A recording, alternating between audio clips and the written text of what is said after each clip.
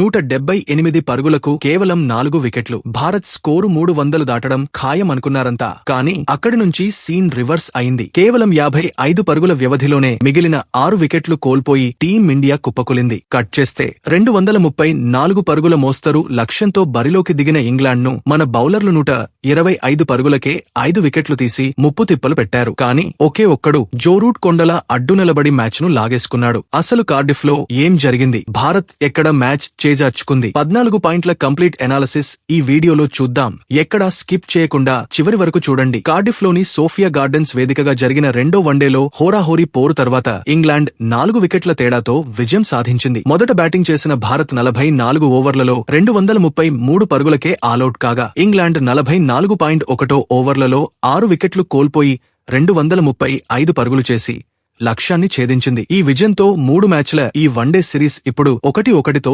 సమమైంది. ఇక మూడో one day match అత్యంత ఉత్కంఠభరితంగా మారబోతోంది. ఈ మ్యాచ్ను మలుపు తిప్పిన 3 ప్రధాన టర్నింగ్ పాయింట్స్ ఇవే. మొదటి టర్నింగ్ పాయింట్ 31.4 ఓవర్లో కోహ్లీ వికెట్ పతనం. కోహ్లీ, అయ్యర్ కలిసి 67 పరుగుల అద్భుత భాగస్వామ్యంతో స్కోరును 178 వద్ద ఉంచారు. కాని జోఫ్రా ఆర్చర్ వేసిన short pitch plank Virat Kohli 65 పరుగుల వద్ద బలయ్యాడు. ఆ ఒక్క వికెట్ పతనంతో భారత పతనం వేగవంతమైంది. కేవలం 15 పరుగుల వ్యవధిలోనే భారత్ 4 కీలక వికెట్లను కోల్పోయింది.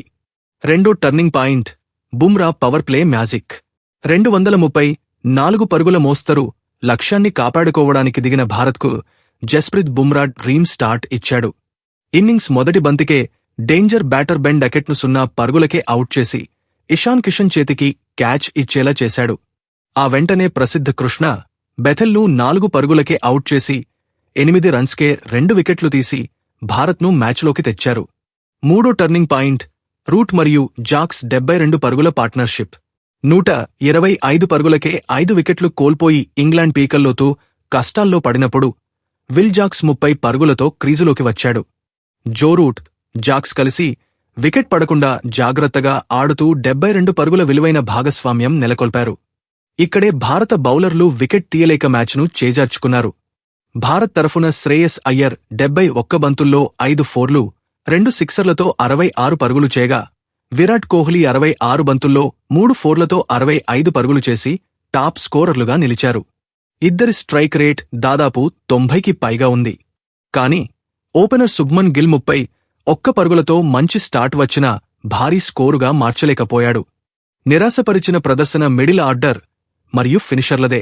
రాహుల్ స్థానంలో వచ్చిన ఇషాన్ కిషన్ 1 పరుగుకే పెవిలియన్ చేరగా ఫినిషర్గా వచ్చిన శివం దూబే 0 పరుగులకే అవుట్ అయ్యాడు. వాషింగ్టన్ సుందర్ 2 పరుగులకే ఘోరంగా విఫలమయ్యాడు. లోయర్ ఆర్డర్లో జస్ప్రీత్ బుమ్రా 20 పరుగులతో నాటౌట్గా నిలిచి ఒంటరి పోరాటం చేయకపోతే భారత్ కనీసం 200 దాటడం కూడా కష్టమయ్యేది. డెత్ ఓవర్లలో కనీసం 50 పరుగులు కూడా చేయలేకపోవడం భారీ మైనస్ అయింది. ఇంగ్లాండ్ బ్యాటింగ్కు వెన్నెముకగా నిలిచాడు క్లాస్ ప్లేయర్ జో రూట్. 133 బంతుల్లో 9 ఫోర్లతో 99 పరుగులు చేసి నాటౌట్గా నిలిచి ఇంగ్లాండ్ను విజయతీరాలకు చేర్చాడు. దురదృష్టవశాత్తు సింగిల్ రన్తో సెంచరీ మిస్ చేసుకున్నాడు. ఓపెనర్ డకెట్ 0 పరుగులకే, బెథెల్ 4 పరుగులకే, బ్రూక్ 16 పరుగులకే నిరాశపరిచినప్పటికీ సామ్ కరణ్ 26 పరుగులు, విల్ జాక్స్ 30 పరుగులు మరియు చివరిలో గుస్ అట్కిన్సన్ 16 బంతుల్లో 23 పరుగులు చేసి కీలక ఇన్నింగ్స్లతో ఫినిషింగ్ బాధ్యతను పక్కాగా నిర్వర్తించారు. ఇంగ్లాండ్ బౌలర్లలో జోఫ్రా ఆర్చర్ అద్భుతంగా రాణించాడు. 10 ఓవర్లలో 47 పరుగులిచ్చి కోహ్లీ, అక్షర్, దూబే వంటి 3 కీలక వికెట్లు పడగొట్టాడు. గుస్ అట్కిన్సన్ కూడా 9 ఓవర్లలో 50 రన్స్ ఇచ్చి 3 వికెట్లతో లోయర్ ఆర్డర్ను దెబ్బతీశాడు. పవర్ ప్లే మరియు డెత్ ఓవర్లలో సాకిబ్ మహమూద్ 2 వికెట్లతో భారత్ను కట్టడి చేశాడు. సామ్ కరణ్ కేవలం 3.83 ఎకానమీతో 1 వికెట్ తీసి పరుగులను నియంత్రించాడు. చిన్న లక్ష్యాన్ని కాపాడుకోవడంలో భారత బౌలర్లు అద్భుతంగా పోరాడారు. జస్ప్రీత్ బుమ్రా 10 ఓవర్లలో 45 పరుగులిచ్చి 1 వికెట్ పడగొట్టడమే కాకుండా పవర్ ప్లేలో ఒత్తిడి పెంచాడు. అక్షర్ పటేల్ 9 ఓవర్లలో కేవలం 3.88 ఎకానమీతో 35 రన్స్ ఇచ్చి బట్లర్ వికెట్ తీసి అద్భుత స్పెల్ వేశాడు. గుర్నూర్ బ్రార్ 2 వికెట్లు తీసినప్పటికీ 10 ఓవర్లలో 67 పరుగులిచ్చి కాస్త ఖరీదైనదిగా మారాడు. ప్రసిద్ధ కృష్ణ శివం దూబే తలో వికెట్ పడగొట్టారు. టాస్ గెలిచి మొదట బౌలింగ్ ఎంచుకున్న ఇంగ్లాండ్ కెప్టెన్ హ్యారీ బ్రూక్ నిర్ణయం 100% సక్సెస్ అయింది. పిచ్పై ఉన్న తేమను బౌలర్లు ఉపయోగించుకునేలా ఫీల్డ్ సెట్ చేశాడు. కోహ్లీ, అయ్యర్ ఆడుతున్నప్పుడు స్పిన్నర్లను దించి వికెట్ పడగానే వెంటనే ఆర్చర్ను అటాక్లోకి తేవడం బ్రూక్ వ్యూహాత్మక చతురతకు నిదర్శనం. మరోవైపు భారత కెప్టెన్ శుభ్మన్ గిల్ బౌలింగ్ మార్పులు బాగున్నప్పటికీ విల్ జాక్స్ ఆడుతున్నప్పుడు వికెట్ తీసే ప్లాన్ సరిగ్గా ఎగ్జిక్యూట్ చేయలేకపోయాడు. ఇంగ్లాండ్ ఫీల్డింగ్ ఈరోజు అసాధారణంగా ఉంది. ముఖ్యంగా వికెట్ కీపర్ జోస్ బట్లర్ వికెట్ల వెనుక చీతాలాగా కదిలాడు. రోహిత్ శర్మ, శ్రేయస్ అయ్యర్, వాషింగ్టన్ సుందర్, అక్షర్ పటేళ్ల క్యాచ్లను అద్భుతంగా పట్టి భారత్ను దెబ్బతీశాడు. భారత్ తరఫున ఇషాన్ కిషన్ కూడా 4 క్యాచ్లతో మెరిశాడు. ఎక్కడా పెద్దగా క్యాచ్ డ్రాప్లు లేదా రనౌట్ మిస్సులు జరగలేదు. కార్డిఫ్ కోట అయిన సోఫియా గార్డెన్స్ మైదానంలో భారత్పై ఇంగ్లాండ్కు ఉన్న హోం రికార్డు ఈ మ్యాచ్తో మరింత బలపడింది. ఇంగ్లాండ్ గడ్డపై వన్డేల్లో విరాట్ కోహ్లీ తన అద్భుతమైన రన్ రేట్ను కొనసాగిస్తూ మరొక అర్ధశతకాన్ని నమోదు చేశాడు.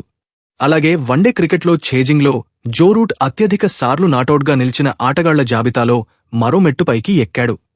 ఈ మ్యాచ్ అవార్డుల విషయానికి వస్తే అజేయమైన 99 పరుగులు చేసిన Joe Root player of the మ్యాచ్గా నిలిచాడు.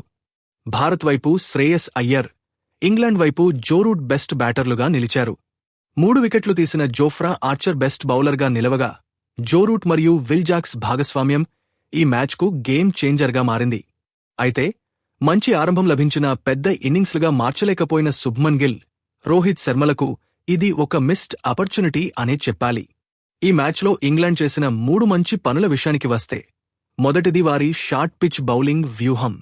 భారత బ్యాటర్ల బలహీనతను ఆర్చర్, అట్కిన్సన్ పక్కాగా వాడుకున్నారు. రెండోది ఒత్తిడిలో కూడా ప్రశాంతంగా ఇన్నింగ్స్ నడిపిన జో రూట్ బ్యాటింగ్. మూడోది బట్లర్ అద్భుతమైన క్యాచ్లు మరియు ఫీల్డింగ్ ప్రమాణాలు ఇంగ్లాండ్కు బాగా ప్లస్ అయ్యాయి. మరి భారత్ ఎక్కడ తప్పు చేసింది అని విశ్లేషిస్తే మొదటిది మిడిల్ ఆర్డర్ పతనం. 178కి 3 వికెట్ల నుంచి కేవలం 15 పరుగుల తేడాతో 4 వికెట్లు కోల్పోయి 193కు 7 వికెట్లకు పడిపోవడం మ్యాచ్ను దెబ్బతీసింది. రెండోది హార్దిక్ పాండ్యా లాంటి పక్కా ఫినిషర్ లేకపోవడం స్పష్టంగా కనిపించింది. దూబే, సుందర్ దారుణంగా విఫలమయ్యారు. మూడోది ఇంగ్లాండ్ 125 పరుగులకే 5 వికెట్లు కోల్పోయి కష్టాల్లో ఉన్నప్పుడు రూట్ మరియు జాక్స్ జోడీని విడదీయడంలో మన బౌలర్లు ఆలస్యం చేశారు. నిజానికి టాస్ గెలిచి బౌలింగ్ ఎంచుకోవడం ఇంగ్లాండ్కు బాగా కలిసివచ్చింది. పిచ్పై ఉన్న తేమ కారణంగా మొదటి 10 ఓవర్లలో బంతి బాగా స్వింగ్ అయింది. ఆ తర్వాత ఎండ రావడంతో పిచ్ బ్యాటింగ్కు అనుకూలించింది. భారత్ బ్యాటింగ్ చేసినప్పుడు కండిషన్స్ కష్టంగా ఉన్నాయి. కానీ దానిని అధిగమించి క్రీజులో సెట్ అయిన తర్వాత వికెట్లు ప్రేసుకోవడమే భారత్ చేసిన అతి పెద్ద వ్యూహాత్మక తప్పు. ఈ విజయంతో 3 మ్యాచ్ల వన్డే సిరీస్ ఇప్పుడు 1-1తో సమమైంది. ఇప్పుడు సిరీస్ విజేత ఎవరో తేలాలంటే 3వ వన్డే మ్యాచ్ అత్యంత కీలకంగా మారింది. 3వ వన్డే డిసైడర్ మ్యాచ్ కోసం భారత బ్యాటింగ్ను పటిష్టం చేయడానికి మిడిల్ ఆర్డర్లో మార్పులు చేసే అవకాశం ఉంది. బహుశా కేఎల్ రాహుల్ను తిరిగి జట్టులోకి తీసుకురావచ్చు. వచ్చే మ్యాచ్ జరిగే పిచ్ బ్యాటింగ్కు అనుకూలించే అవకాశం ఉందని నిపుణులు చెప్తున్నారు. మరి ఫ్రెండ్స్, ఈ మ్యాచ్లో భారత్ బ్యాటింగ్ వైఫల్యానికి ప్రధాన కారణం ఏంటనుకుంటున్నారు? మిడిల్ ఆర్డర్ ఘోరంగా ఫెయిల్ అవడమా? లేదా కేఎల్ రాహుల్ లాంటి సీనియర్ బ్యాటర్ లేకపోవడమా? వచ్చే 3వ వన్డేలో భారత్ తిరిగి పుంజుకుని సిరీస్ గెలుస్తుందా? మీ అభిప్రాయాన్ని తప్పకుండా కింద కామెంట్ సెక్షన్లో తెలియజేయండి. వీడియో నచ్చితే లైక్ చేయండి. క్రికెట్ అప్డేట్స్ కోసం మన ఛానల్ను ఇప్పుడే సబ్స్క్రైబ్ చేసుకోండి. జై హింద్.